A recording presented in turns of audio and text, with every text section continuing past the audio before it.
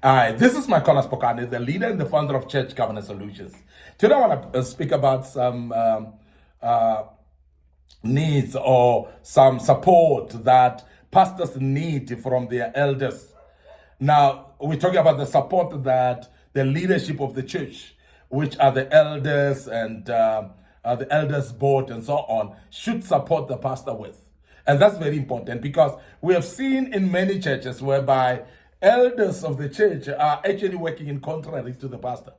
And they are working in contrary to the vision itself, and they don't support the pastor at all. And sometimes we blaming them, but sometimes it's because they just don't know what to support the pastor with. And that's the reason why we take it upon our shoulders as Church Governance Solutions to teach the elders out there, the elders in different churches, that you should know how to support your pastor. And that is very key, that you learn how to support your pastor.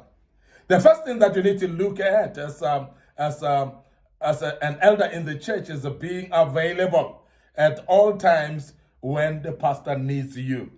To be available for the pastor when needed. And that's very important. And we have seen some churches whereby we're having elders by name. We're having people that are called the leaders just by name. They are never available. Nobody knows where they are. And even when they are not around, the pastor doesn't know. And therefore, they are not available. When the pastor needs them, it's a big struggle to get them because they are just not very much invested into the ministry. They are not actually very much interested in supporting in the ministry. Now, lack of availability becomes very detrimental into the church, particularly to some people that call themselves leaders. Because when you are a leader in a church, you must avail yourself. And this we want to emphasize because pastors may not be comfortable in emphasizing it upon their elders, but as Church Governance Solutions, we speak to you as elders that please avail yourself for your pastor. When your pastor needs you, when the church needs you, be available at all times. Secondly, you need to be a role model to the congregation in actions and in lifestyle. I cannot emphasize this enough because remember that when you are not living right, as an elder in a particular church, what you are doing is you are disempowering the pastor, the leader, who's appointed you into leadership. Because people in the congregation, they're watching you as a leader, and they would love to see you as an example. They want to see you as a role model, and you cannot take it for granted. And I know there are many elders that think that this should only be the pastor who's a role model and so on. No. Also, the elders should be role models. They must be looked up upon by the congregation. They must live an exemplary lifestyle that many of the people actually want to follow you. You must actually be without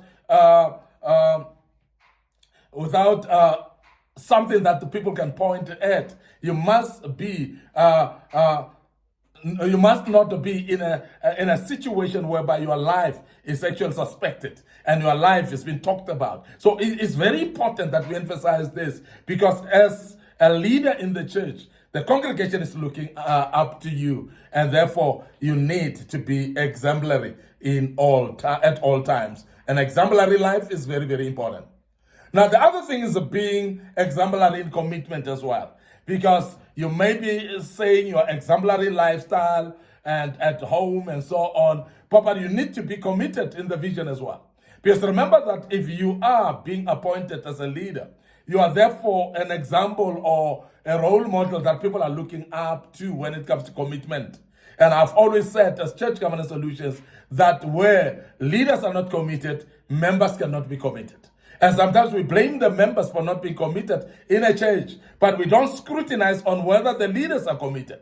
Because where the leaders are not committed, the congregation do not see a reason in committing to anything in the church because the leadership are not committed at all. And that is why I've always said in many churches when we speak to pastors, when we speak to seminars of Church Governance Solutions, that check the leadership. If the leadership is not committed, therefore, the congregation cannot be committed. And sometimes before we blame the congregation, let us look at the leadership. Are we committed ourselves? If not, then don't expect the congregation to be committed in something that the leadership is not committed in. And that's very, very important that you scrutinize that. Being exemplary also in financial matters of the church is actually something that an elder should do, that a leader should do, because people are looking up to you. And I must emphasize that if a leader is not a giver, if a leader is not the steward of the work of God, a steward of the finances of God, we are having problems. And that is why we always advise as church governance solutions for the pastors to appoint people that are also givers, people that are also generous in giving into the work of God. Because otherwise, then there's no progress. And I must really say that you may have, pastor, a church full of people that are prayerful, a church full of very spiritual leadership, but that are not giving. That church is going nowhere, because you're going to need finances as well. And let the elders not be gatekeepers at all, because if they are not giving, they are going to discourage other people to give as well. And this is very important that we emphasize that sometimes maybe the church is not financially strong purely because the leadership is not giving. If the leadership starts giving, that's where the floodgates in many churches open up. And I've got feedback from some of the pastors that we spoke about this topic before. And they've come back to us and say, but surely we have seen that, because when the leaders give, the congregation follows. It starts from the head, by the way. And if the leadership are stewards, givers and so on, the congregation doesn't have a problem in giving as well. And we want to emphasize that as church governance solutions, please, pastors, make sure that you appoint people into leadership, people that are givers as well, people that are stewards of God's finances. And that's very, very important that we do so, because they will be exemplary in financial matters of the church. We need also to talk about elders praying for the pastor and family. The elders who are praying for the pastor and his family. Now, we need elders that are prayerful. And this is very, very important. Now, if we are to speak about people that need to be praying for the pastor, much more, we are speaking about the elders, because these are the people that are supporters to the pastor. And prayers are going to carry this man or woman of God. When you pray from leadership position, God hears those prayers. And I want to urge you as an elder, if you are an elder in a church, if you have not yet started praying for your pastor and his family, so please start now, because that's very important, and that's the greatest support that your pastor may need from you, to pray for him, to pray for her and the family. And that's very important. And I want to emphasize that prayer becomes then a mastermind when it comes to praying for your pastor. And it actually elevates your pastor into focusing on the ministry, focusing on the vision, and continuing resilient enough in the vision without fail. And they never give up, because you are picking them up in prayer. So elders need to be praying for their pastor, senior pastor. Now, it's very important also that we mention that elders need to be protecting the pastor in all aspects. And I'm emphasizing the fact that all aspects, because I would mean that even though the pastor may be wrong in anything, you cannot actually run him down with the congregation. Even though the pastor may have an oversight of something, or have not seen something the right way, or made a mistake maybe with something, but the elders should protect the pastor at all times, with all the aspects that the pastor is going through. Now, it is very important, this particular point, because at the end of the day, if you're going to discuss the pastor with the congregation about his faults and mistakes, you are writing him down, and you actually make him to lose authenticity. He's losing his reputation, and also people are not going to listen to him anymore. He may minister a very powerful word of God, but if you have discredited your pastor, you are going to actually make him to lose the respect of the congregation completely. So therefore, even though the pastor may be wrong, defend him in public, but rebuke him in private. Defend him in public, pray for him as well in private. And this is very important, because the advices that the pastor should have, they are coming from his leadership board, from these elders. So the elders must not be gossiping about the pastor, rather must be there as advisors of the pastor, so that they can be able to advise the pastor in all the things that he may not see them in a correct manner. And we emphasize in this point because it's very, very important that elders don't engage with the with the congregation about issues that actually they can talk to the pastor and correct them. Very important. Now, it's also very important that you have ability to step into leadership role in the absence of the pastor. There are times where the pastor may not be there. There are times when the pastor might have traveled far. There are times where the pastor could be stuck with a car somewhere, and then the church must continue. We need elders that will be able to step in and actually lead the church to the right direction.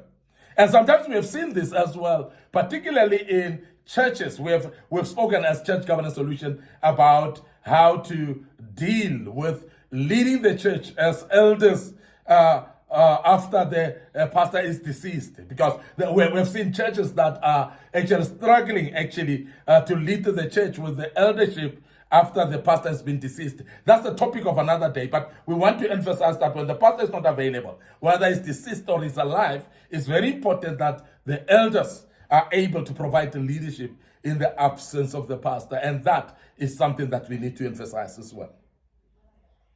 Finally, remove all headaches, remove all the heartaches, remove all the aches and aches for the pastor by stepping in and being part of the vision and assisting in the vision to an extent that you're carrying the burdens away from the pastor.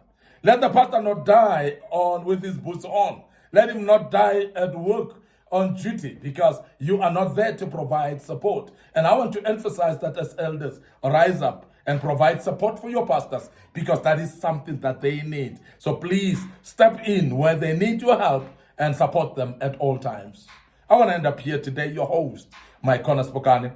I'm the leader and the founder of Church Governance Solutions. Before we check out right now, we want to remind you of our Facebook page, Micornus Phokane.